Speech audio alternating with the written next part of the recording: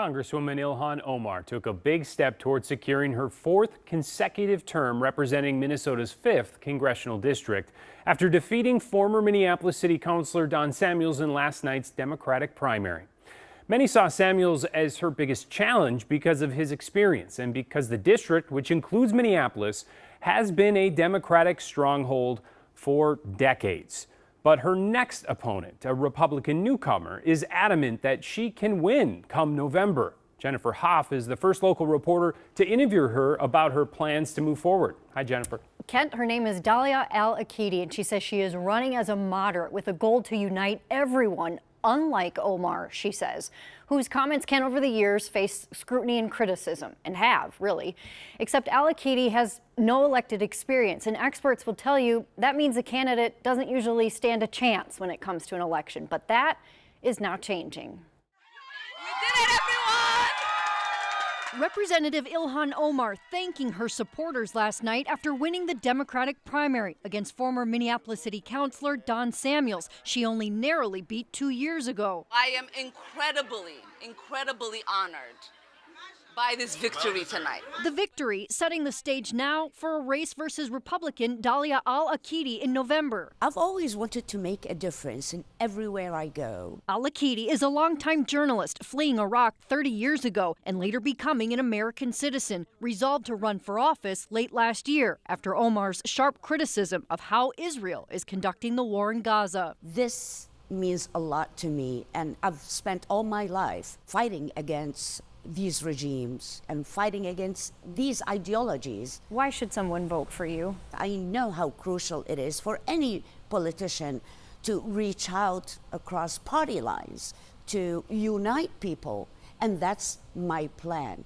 I made it very clear that I'm a moderate Republican, willing to work with moderate Democrats and independents. We need to unite to save our city, our district, and our country. The district includes Minneapolis and some suburbs, but hasn't been Republican controlled in nearly 65 years. Maybe it's about time to have new blood in both parties. So I think it's a good thing. Al-Akidi doesn't have elected experience, except new political data shows there's a recent trend of not only more amateur candidates, but voters willing to back them. It reflects this intense energy among anti-establishment populists. University of Minnesota political scientist Larry Jacobs points to Royce White, a former pro basketball player from Minneapolis, now vying for a Senate seat, and Steve Boyd, a small businessman who still got 35% of yesterday's vote against staunch Republican Michelle Fischbach in the state's largest and most red district. If you want an example of kind of grassroots democracy, this is what it looks like, and it doesn't always, conclude in victory and victorious speeches and parades. From some voters feeling left behind to others frustrated with the status quo, there's a growing influence in grooming new candidates. And for those like Al-Akidi who want to change the game. Together we can win, and together we can have a safe future for our kids. Jacobs, who you heard from there, also points to our Constitution and how it is deliberately designed to make some of these changes to the system pretty slowly and hard, with checkpoints all along the way. But that this new trend should also be considered what he calls really a safety measure in our democracy, that if you don't like how things are going, you can always step in and try to run. Kent? Yeah, and that's a fascinating study, Jennifer, just to be clear, and it's not just happening here in Minnesota.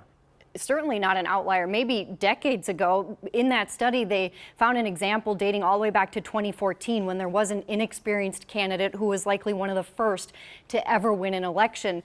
In several years to follow, about 70% of the incumbents would win, the experienced ones at that. Now, that study found there's a complete reversal all across the country where these inexperienced candidates are winning a lot of elections. Oh, fascinating. Thanks a lot.